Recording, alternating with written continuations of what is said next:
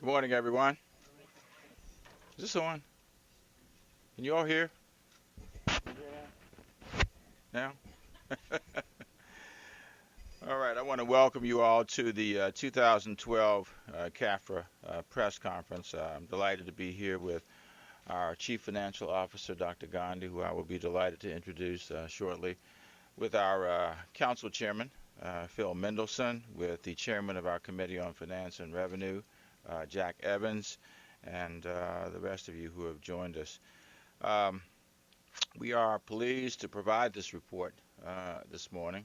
Um, and if you don't know anything about it, you must be among the very few in the Western Hemisphere who haven't read something about this already. Officially, I'm pleased to report that the CAFRA shows that the city, the District of Columbia, ended the year with a structurally balanced budget and $417 million more in revenues and savings than expenditures, which has led to an increase in our fund balance from $1.1 billion to $1.5 billion. Um, the $1.1 billion, of course, was what the fund was at the end of 2011. And for those who don't know what a structurally balanced budget is simply put, it means that we lived within the means that we generated during the fiscal year. We didn't go into the bank account or anywhere else to be able to balance our budget, and we also were able to do that in 2011. The budget that we inherited coming in 2011 actually was balancing the budget on the basis of 160 or so million dollars, and we were able to, during that first year, actually achieve a structurally balanced budget too, on the basis of the performance in 2011, so that we didn't have to spend money from the fund balance. With more precision, the CAFRA shows a $277 million increase in revenue, $50 million in underspending, which is not even 1% of the budget. I think it's about 8/10 of 1% of the budget. And that, of course, totals $327 million in a local surplus. We also have a $90 million surplus in what we call special purpose revenues. That includes a host of special funds where money is generated for a specific purpose, like the Anacostia River Fund, where there's a 5-cent bag tax, which I'm sure everybody at one time or another has paid in the city. And it is then, of course, set aside to be able to invest in cleaning up the river. And there are myriad other such funds. Um, I'm also delighted to report that for the second consecutive year, we, as I indicated, have produced a structurally balanced budget and have closed out fiscal year 12 with a surplus.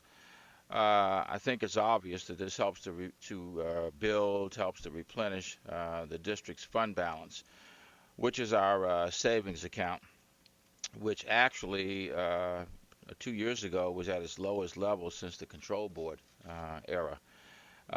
In this relatively short period of time, we've been able to establish a robust fund balance, which now, as I indicated, exceeds $1.5 billion.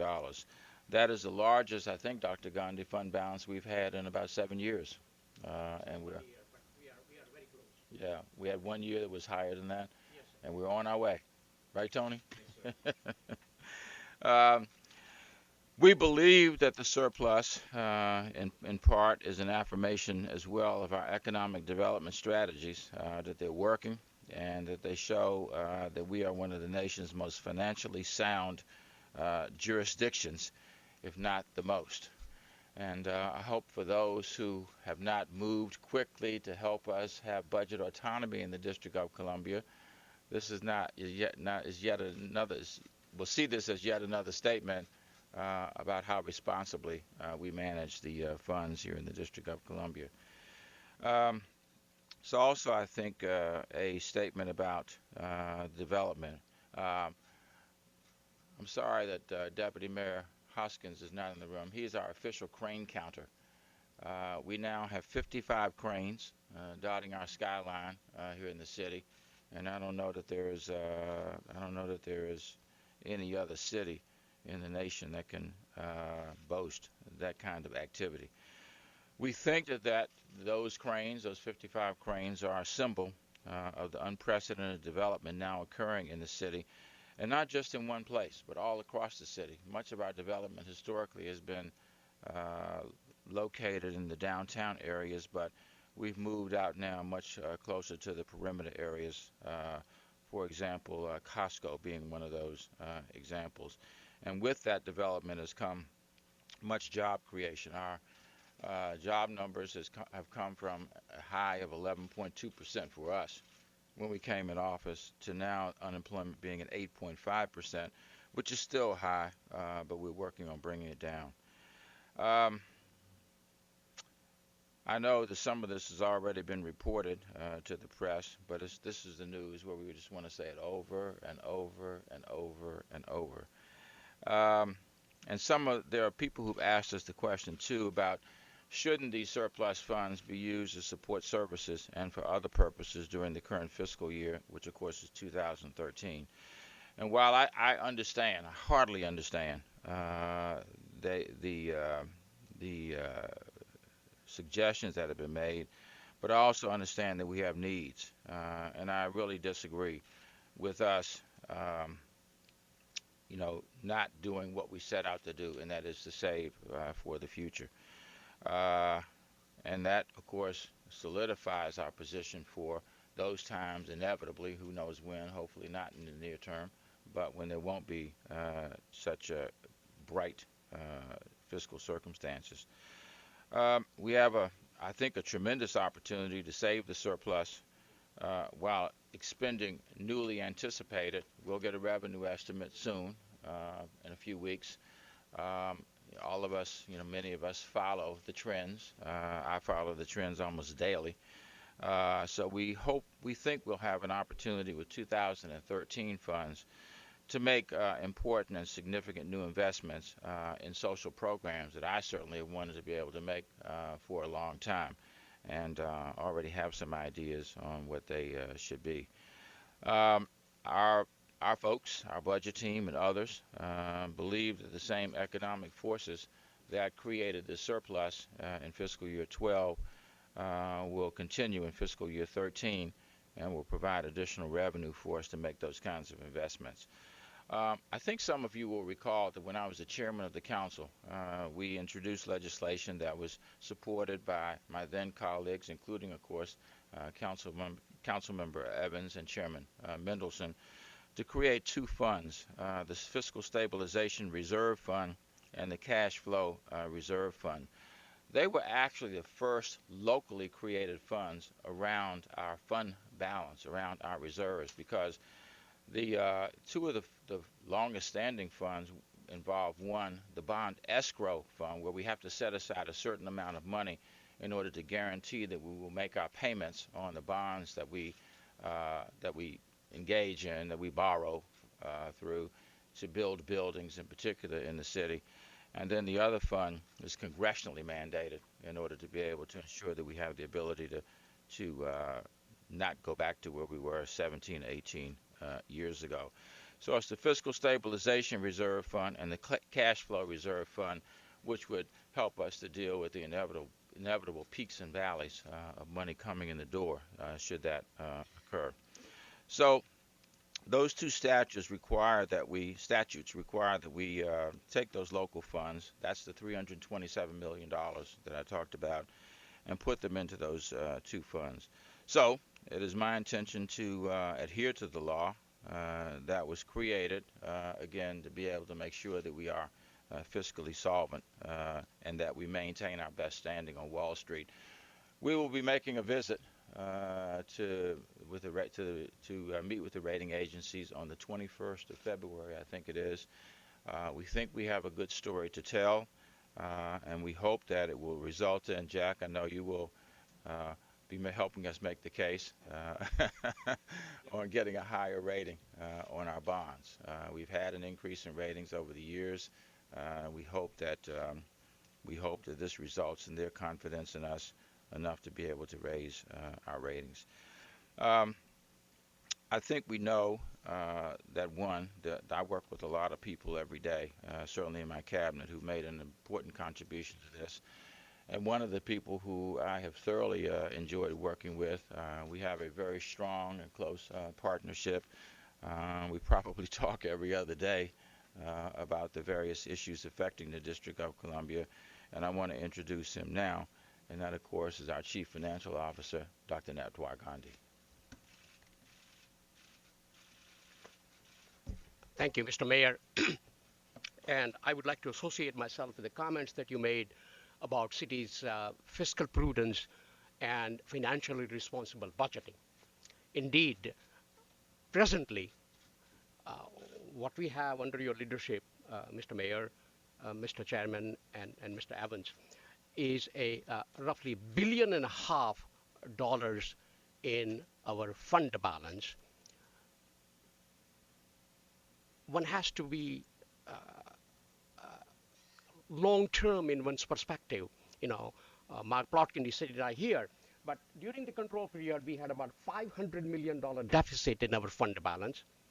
And now, thanks to the hard work of the mayor and the council, we have $1.5 billion in fund balance. So $2 billion turnaround that we have seen here in the city is truly unprecedented. Other cities and jurisdictions that have gone through control period experience, such as New York, Philadelphia, and others, none has been able to come back as well and as fast as this city has.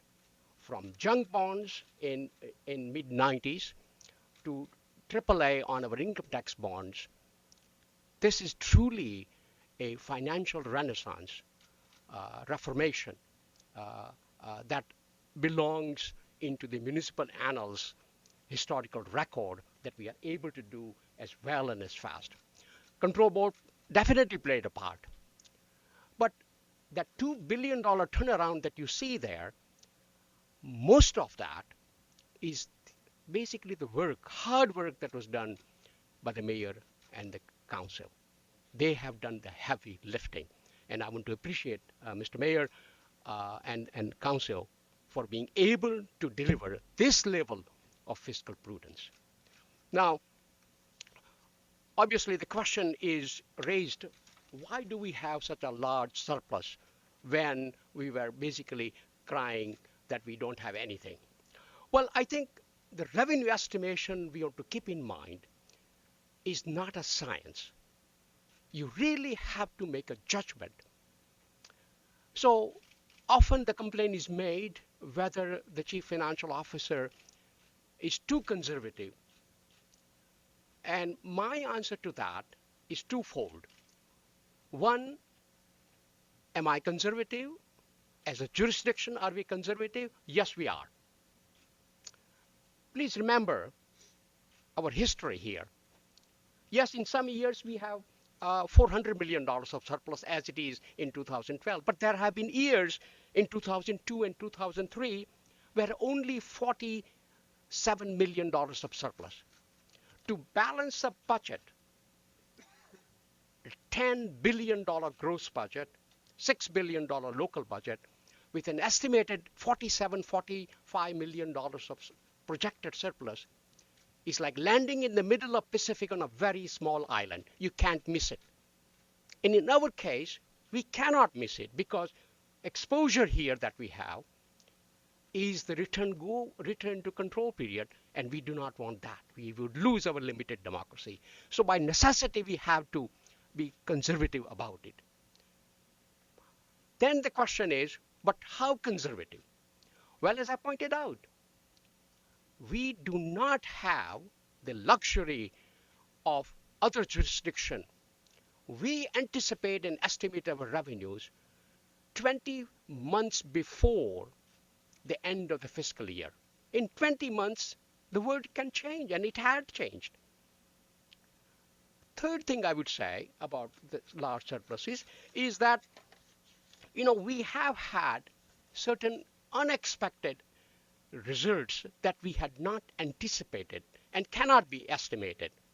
For example, we had $53 million in additional estate taxes. That is because of one taxpayer dying. Well, we can't.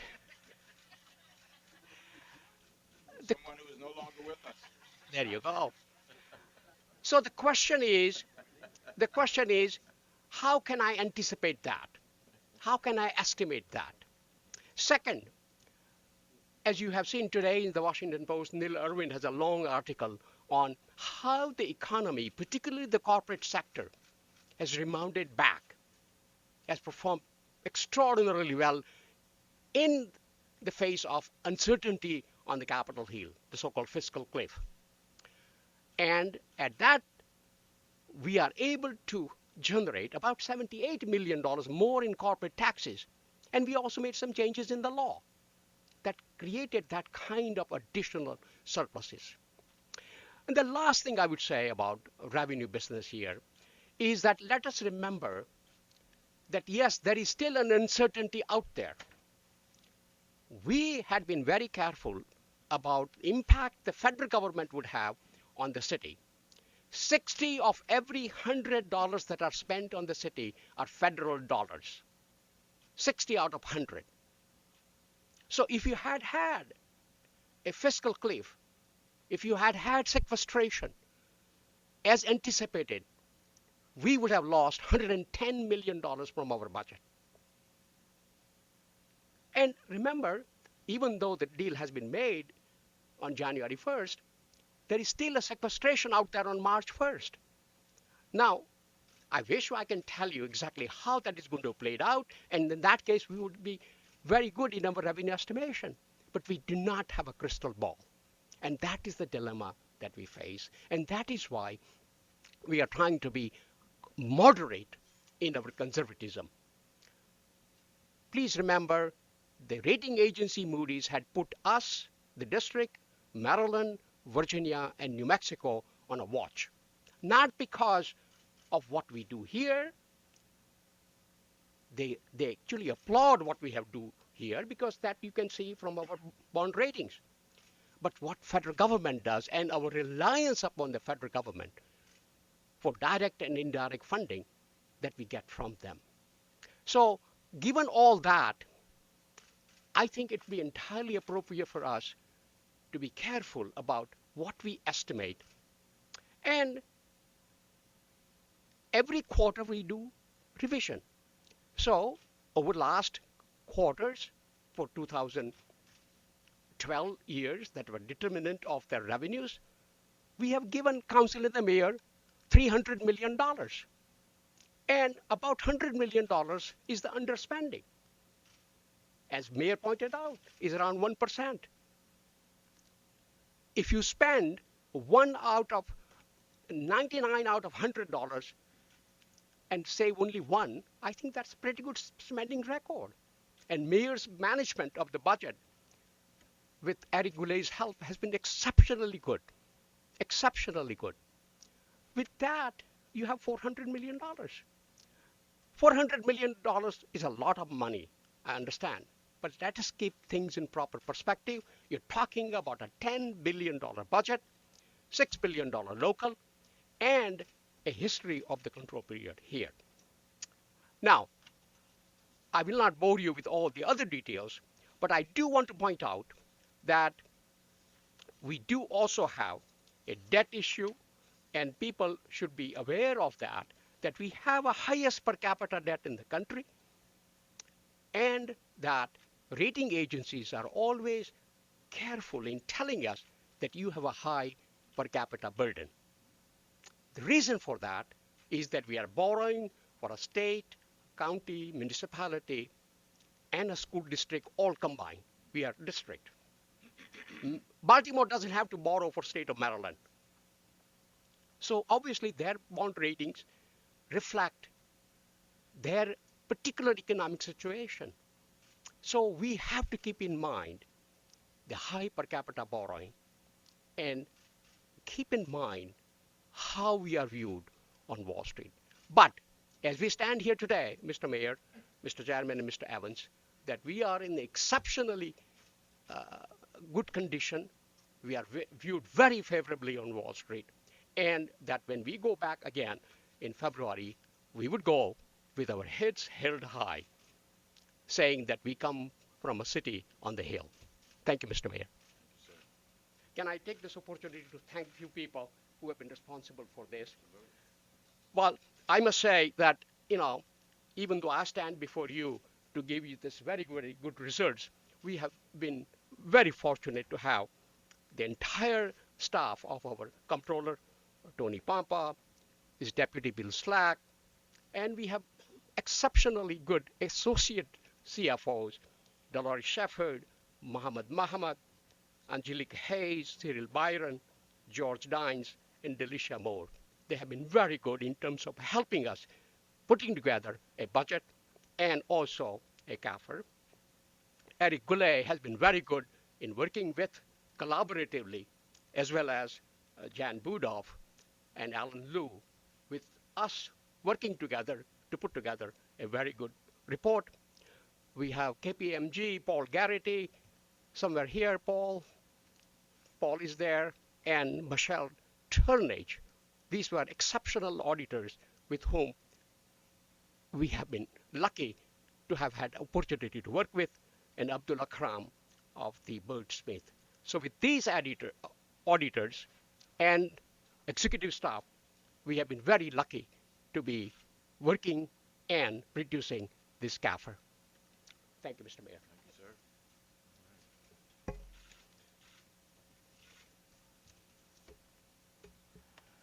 All right.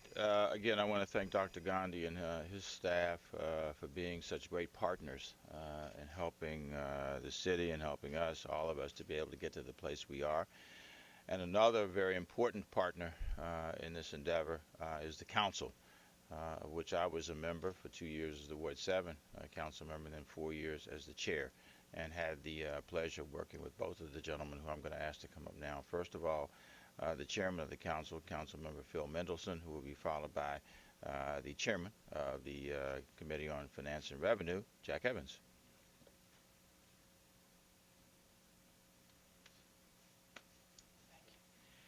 Good morning to everybody. I just want to make a couple of remarks.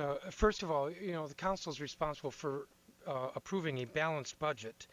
But what the results we have here today reflects a lot more than that, because after the council balances the budget, the executive branch has it can disregard what the council did, can overspend, and so the mayor deserves a lot of credit for where we are today in terms of the 2012 results, and needs to be thanked for that. And of course, the chief financial officer, who is the watchdog of all of us, both advising the council as well as overseeing that the agencies are not overspending, has an important role. So I want to thank both Dr. Gandhi and Mayor Gray. Second, the council will have, as we do every year when the CAFR is released, we'll have a hearing. And that hearing is scheduled for next Wednesday, February 6th at 10 a.m., where the council members will be able to ask questions that they may have, and there'll be a fuller presentation and discussion with regard to the results that we see before us today from fiscal year 2012. There always is some controversy that surrounds any budget surplus. I think that's a little bit unfortunate, because I think that a surplus is something to be celebrated. The reality is that while there are some folks who say, well, we didn't spend enough and there were a lot of programs that needed more spending, the reality is that the city's financial health is pretty good. And because the city's financial health is pretty good, as reflected in these results from 2012, I think we will see some revised revenue estimates this year, maybe even this coming month, reflecting additional revenues that have been coming into the city, reflecting our health. And so I say this to those who are saying, well, we need to spend this surplus today or tomorrow, that we will see some additional revenues this year, and those revenues will be what we can argue over with regard to how we should be spending the additional revenues that are coming in to the city. I believe, and my colleagues believe, that it is an important goal of government that we gain and maintain fiscal health. And that fiscal health is reflected in large part from the size of our reserves. The general standards with regard to what should be the reserves are something like 2 months worth of expenditures should be the equivalent amount in reserves. We're not there yet. And so while $1.5 billion seems like a lot of money, it is where we were roughly, 8 years ago. There's still a little bit more that we have to do to ensure that we really have the healthiest fiscal structure that we can, particularly given the challenges that the district uniquely faces, not least of which is when the federal government likes to disagree with itself and threaten to shut down the government or restrict our ability to tax and to get income, then we have to be even more careful with regard to our fiscal health.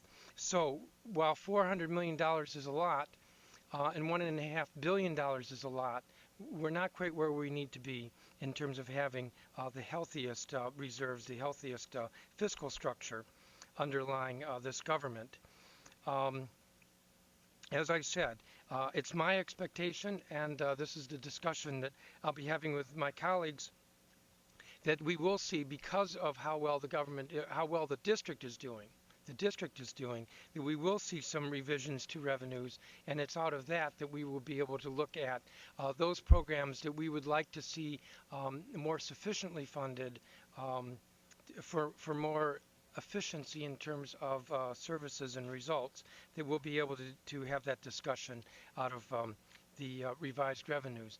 With that, let me ask my colleague Jack Evans if he'd come forward, as I think you all know, Chairman of the Committee on Finance and Revenue. Mr. Chairman. Thank you. Thank you. Good morning, everyone. I'm very pleased to be here with the Mayor, our Council Chairman, Dr. Gandhi, and all of you to celebrate this great day in the District of Columbia. $417 million surplus is really a phenomenal achievement here, and I'm very pleased to be a part of this, and want to talk a little bit about what we've done here. When we hit $900 million back in about 3 or 4 years ago, it was a day that really concerned me in the District of Columbia. I have been here, as many of you know, 22 years.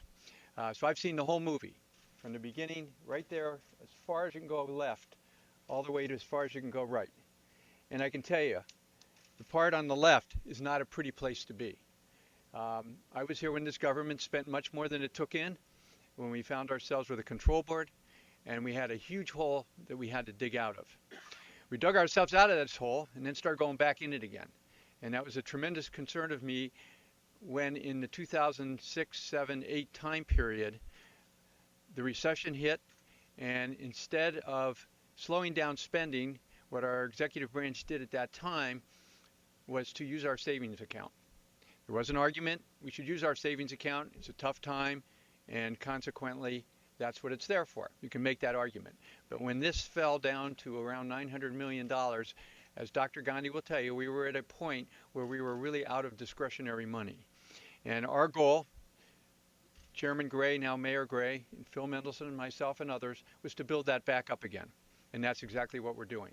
So with this $417 million, it takes us up to $1.5 billion. We're still about $200 million short of where we need to be in order to have 2 months worth of spending, 2 months worth of reserves to cover our budget spending. What Wall Street requires, what they would like to see, is that amount in order for us to look forward to having an upgrade.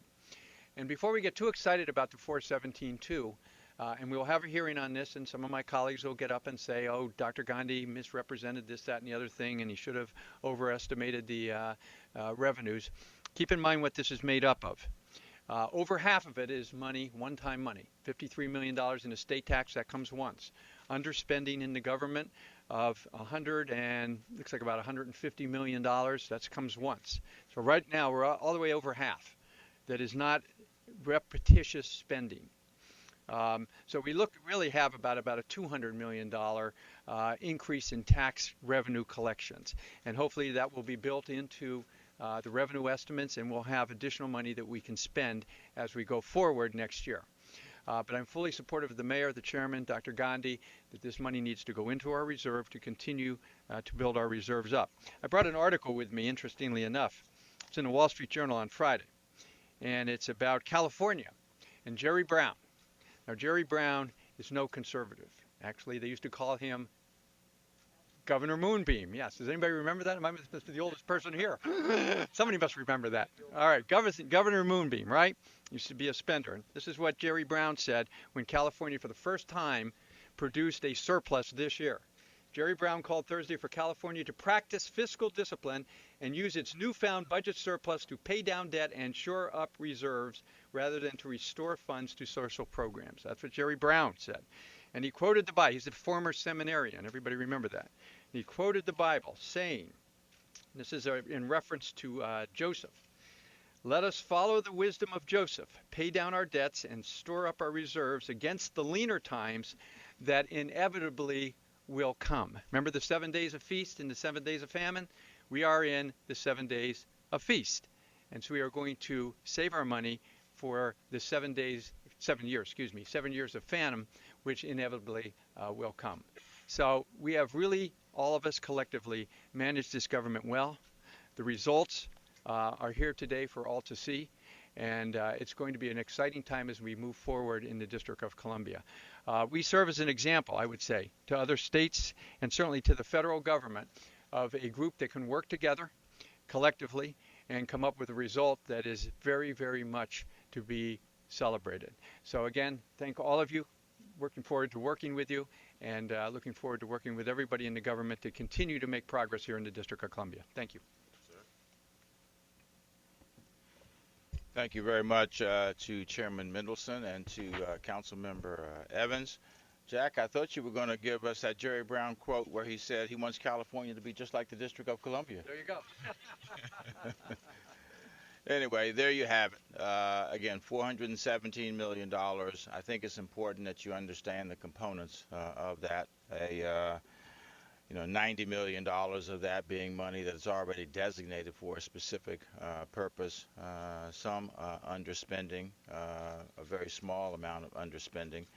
And then the $277 million, look at the components of that as well, which we probably wish they were, not consisting of $53 million of someone who died and left an estate, the state tax.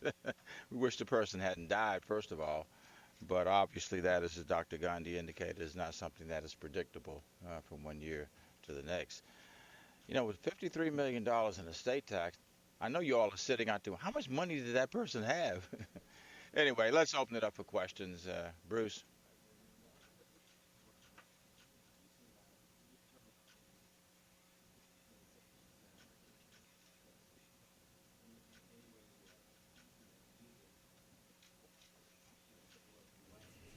You're not going to spend any of that in terms of social services.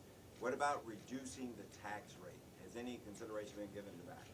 Well, I think all of this is going to have to be put in context, Bruce. Every one of us in our own way has talked about what's coming, and that would be new revenue estimates for 13, much of which we expect would carry forward into 14. So I think, we'll have to look at the total picture that would include those. I'm not at a position where I think we should be reducing taxes at this stage. On the other side, we've still got a lot of needs that have to be met in the District of Columbia, and I don't know that we have gotten to a place of certainty yet where I would feel comfortable doing that. As was indicated earlier, the GFOA, the Government Finance Officers Association, has a standard of 60 days of reserves. I think we are at about 50 or 51 days, 48 days. So we've got a ways to go to even meet that standard. I wish some of you could sit in the meetings that we have when we go meet with the rating agencies, and these are the things that they look at. I think if we started reducing taxes now or started spending from the fund balance, I really think it would have a deleterious effect on our ratings. Where we might have gotten an increase, I don't think we would get it.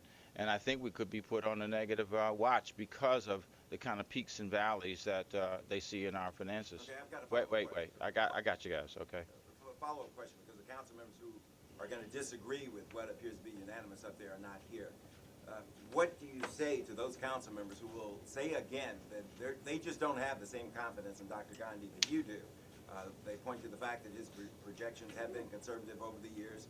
We've ended up with these surpluses, including here this $50 million in underspending.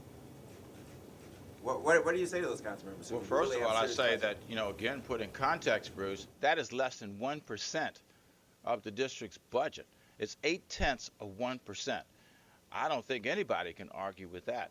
And also, remember that some of the bills that come into the District of Columbia don't even come in until after the fiscal year is over. Let me give you an example, and that is special education tuition. We set out to be able to reduce that by 2014. We were spending, when I came in office, $168 million. We didn't know on September 30 exactly how much would be involved in that. We had budgeted a certain amount. We knew that there would be additional bills that would come in for tuition that would have been incurred for children. It actually came in somewhat less than we had anticipated. There's no way we could have predicted that.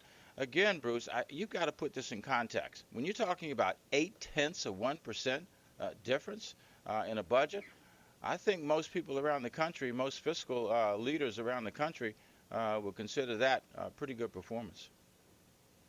Mike DeBonis. This one's for Dr. Gandhi.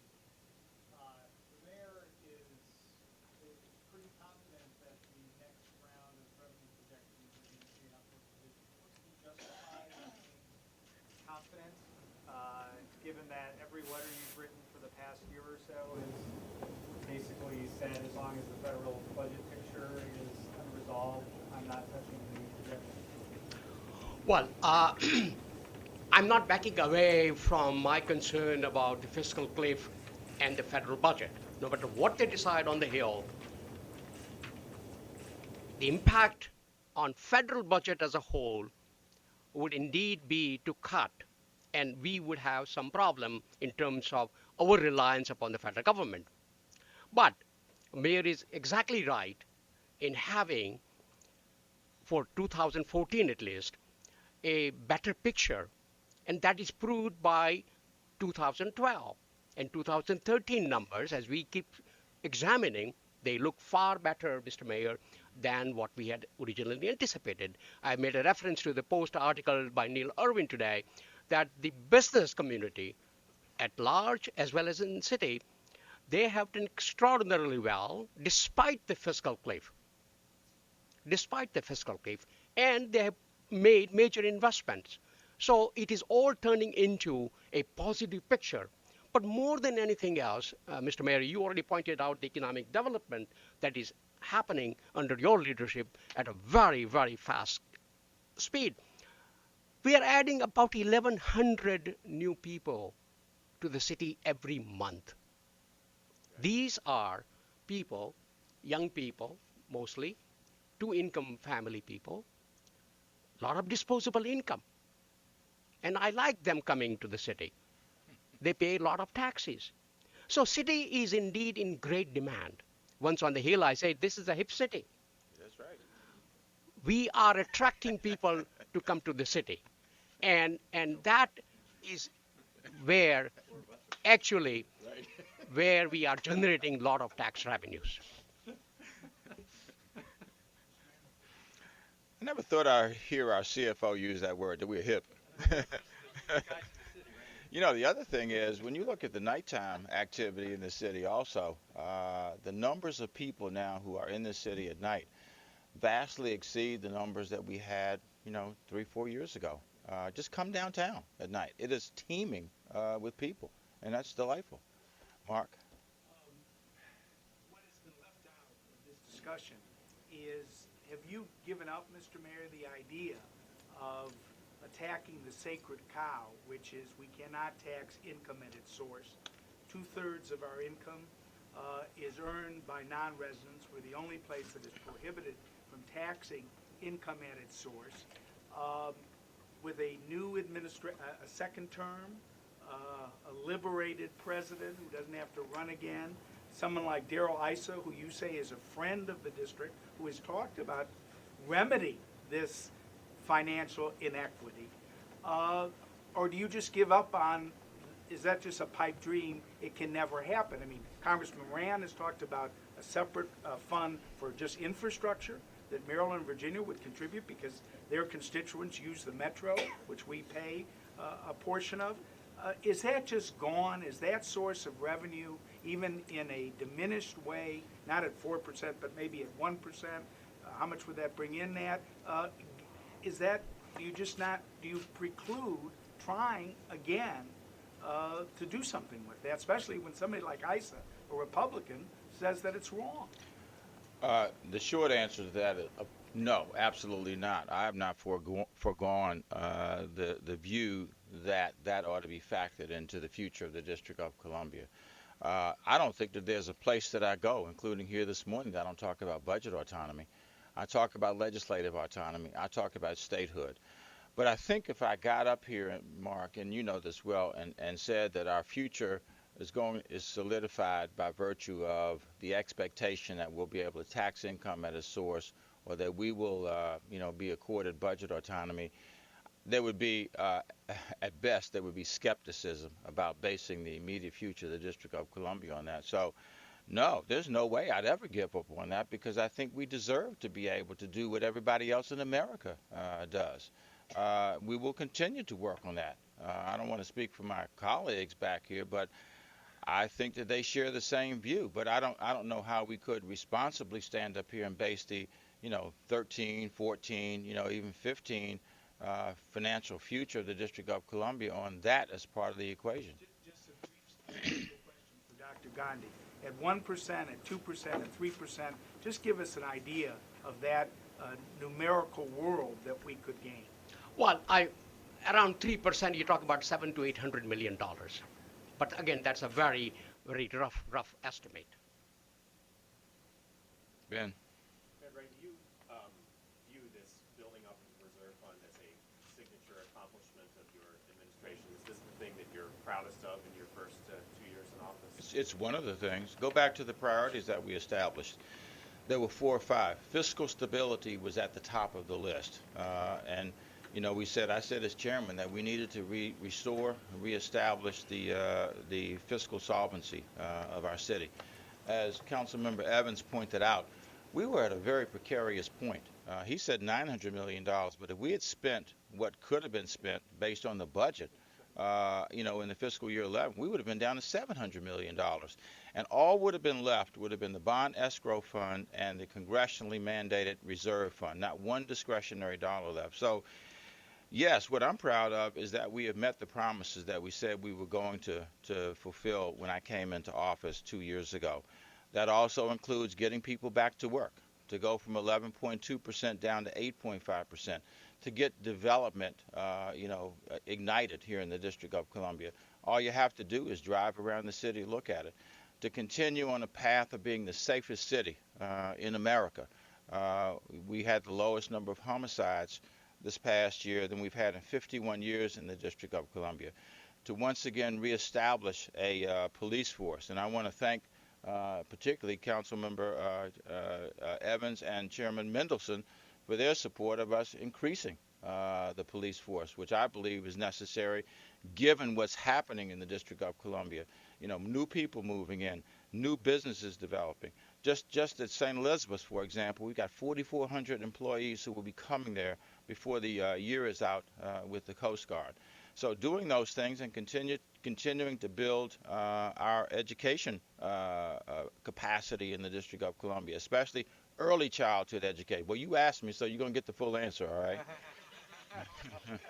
Thank you very much for asking me. Early childhood education. We're trying to build a community college that will get people who are adults who may be undereducated at this stage, get them back. You should have been with me 2 Saturdays ago at St. Elizabeth's in the auditorium. It was absolutely at capacity of people who had gone through the community college, had completed a course that qualified them for a job, and a number of people already had jobs coming out of there. So, yes, it's part of it. I know you have many priorities. No, But if you those 4 or could 5. pick one thing for for voters to identify Mayor Vincent Gray with, would it be this, or as people identify Mayor Vincent with education? I would say that I wanted to fulfill the promises I made coming into office, and that's what we worked on. I don't want to be redundant, but I will if you want to hear it all again. Uh, but those 4 or 5 things, including sustainability, were the things that we thought we could do. People often say, "This is my one thing. This is my." We had to do several things in this city in order to move it forward. That's why I picked those things because they were fundamental. People talk about low-hanging fruit. Well, let somebody else pick the low-hanging fruit. We picked the hard problems. Our city administrator, for example, was charged with the responsibility of solving the problem up in Bloomingdale, a 100-year problem. And we came together and we now have a plan that will be in place, 10 months from now to be able to solve that problem. So, no, I'm not going to pick one thing. I will pick the array of things that I talked about as things that we said were important in their collectivity. Tim? The fact that businesses are apparently doing so well in district is one reason why we're collecting more tax rates, revenue. Have you given any consideration, or would you support an increase in the city's minimum wage? Currently, it's only $1 more than the federal level, which, as you know, housing costs and other should be more than that.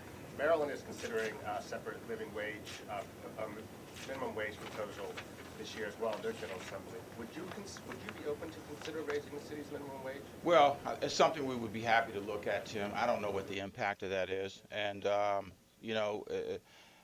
one of the things that we have focused on, frankly, is not just the wage level, but having people earn a wage. The work that's being done with TANF, for example, we've gotten 3,300 people off of TANF since I came into office, and I think the rate is increasing. Last quarter, we had 550 people who came off of TANF and went to work. So we focused a lot on getting people a wage, moving people off of something that they don't want to be a part of in the first place, and that is the dependency of a government, outlay every month. So, yeah, we'd be happy to look at it, but I think my emphasis has been on what I said to Ben when he asked the question, that is getting people to work. That's why our unemployment rate is coming down, almost 3 percentage points in 2 years. Mr. Madison, it sounded like the mayor's drawing a bright line, not using any of these surplus dollars for current activities that council members may want. It sounded like you were moving in that direction as well. Are you saying right now that you will not entertain any spending of the surplus money? Yeah, yes. The council adopted changes to the law a couple years ago to take the surplus like we're seeing today to build up reserves. And we did that because, as Mr. Evans pointed out, in 2010 we were experiencing the trough that you see on that chart, and it was not a pretty sight. So we realized then, being confronted with that reality, that it was important to build up the reserves. There may come a time when the reserves are sufficient that we might want to take another look at that. But we're in a situation, and I said this earlier, where I believe that the revenue estimates will be revised, and I appreciate that Dr. Gandhi doesn't want to commit to that today. And so those who are saying there were programs that were not as fully funded as they would have liked, saying that a year ago or saying that today, if the revenue estimates do change, then we'll be able to address them. So on the one hand, we can respect and continue with the current law, which the council adopted a couple years ago. And we still have the opportunity, on the other hand, because of the revenues, the change in the revenues, to be able to address the programs. Now, I don't speak for all the members. As you know, the council makes decisions by a majority. I think it's significant that the chairman of the council, the chairman of the Finance and Revenue Committee, both are on the same page on this issue. Mr. Mendelson, you and the council specifically in the last 2 months have passed numerous bills that were subject to appropriation that you couldn't pay for, there wasn't money for, but you still passed them anyway. Correct. But now when there is money potentially available, you're saying, well, we should save it all. Well, are you setting up like this false, I believe the expectation at the time that the council adopted that legislation, and what you're pointing to is something that the council has done meeting after meeting for the last couple decades probably, and that is that some bills are adopted subject to appropriation, and the expectation is that as we formulate the 2014 budget, we look at what the mayor proposes, and then as we go through our hearing process evaluating those proposals, that those pieces of legislation will get funded. That's the process. Yes. On tax relief. The mayor said he couldn't foresee any tax relief because the district has unmet needs. Well, I posit to you there will always be unmet needs. Do you agree with that position, that as long as there are unmet needs, there can be no tax relief? Well, I think I was in the room when the mayor was speaking. That was a couple of minutes ago. I think he was speaking very generally, and I'm not going to speak for him now. But I think he was speaking generally. I tried to touch on this in my comments earlier, and that is government finance is very complex. There are many different aspects to that. One of them is that we adequately fund core functions of government, like public education, public safety, public health, public works. We need to adequately fund those. Another is that we ought to have a fund balance that's sufficient, that the government is fiscally healthy. That's the discussion, as I think the mayor articulated the best, or maybe it was Councilmember Evans. We're still short a couple $100 million if we want to have that recommended 2 months of spending in reserves. I mean, that's a piece of it as well. Government has many different functions, and there are many different objectives, or ought to be, and sometimes they are competing. Personally, I would like to see us look at moderating some of our tax rates, but we have a tax revision commission that's looking at that, and chaired by former Mayor Anthony Williams, and that report I think will come in September. I think that's really a good time to be looking at that issue of taxes. And then as well, I think government has an obligation to try to help those who need help, not on a permanent, perpetual basis, but to help them step up. And, that's not necessarily a core function of government like public health, but I think it's important. And all these compete. And in that mix, yes, it would be nice if there could be some relief on the tax rates, but I wouldn't, today, as I'm standing here, would not put that first. And Ed, I don't want to be misquoted either. It wasn't as if I said never would I entertain tax relief. I'm talking. Okay, I just want to make sure, but you got other folks listening whose ears may hear something different than that. All right.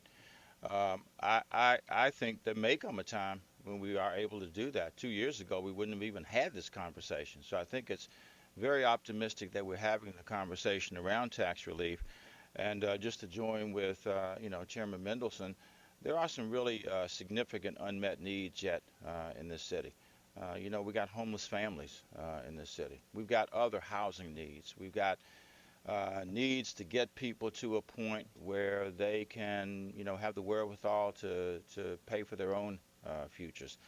This city, 16 and a half years ago, when, welfare reform was approved nationally, for whatever its reasons were, and I suspected they were really benevolent reasons, the city chose not to implement it. It chose to cover the costs that were being covered after 5 years by the federal, being covered for the after 5 years would be covered by the District of Columbia. No other state chose to do that. I don't think that was a good policy, because I think we should have invested then in helping people get to a different place, to be able to get to work. That would move people from dependency, which we're trying to do now. So I just want to make sure that there's no statement made that I said we would never have tax relief in the District of Columbia. I just think in this immediate situation, there are some needs that have to be addressed.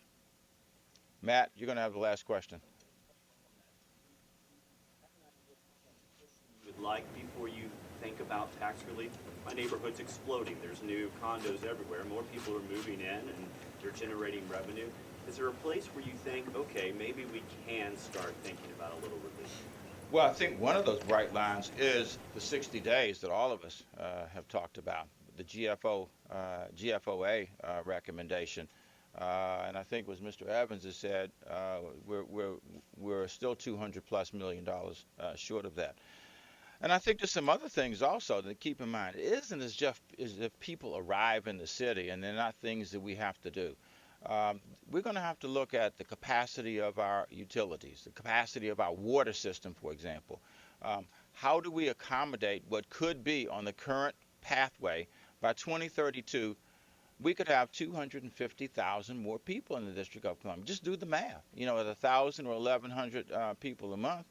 And you can't simply do that without recognizing the infrastructure needs. So there'll have to be a balance. Where there's tax relief, there'll also have to be a recognition that those dollars in part are being generated by people who are an increase in the population and deserve to have good infrastructure needs met as well. Thank you all.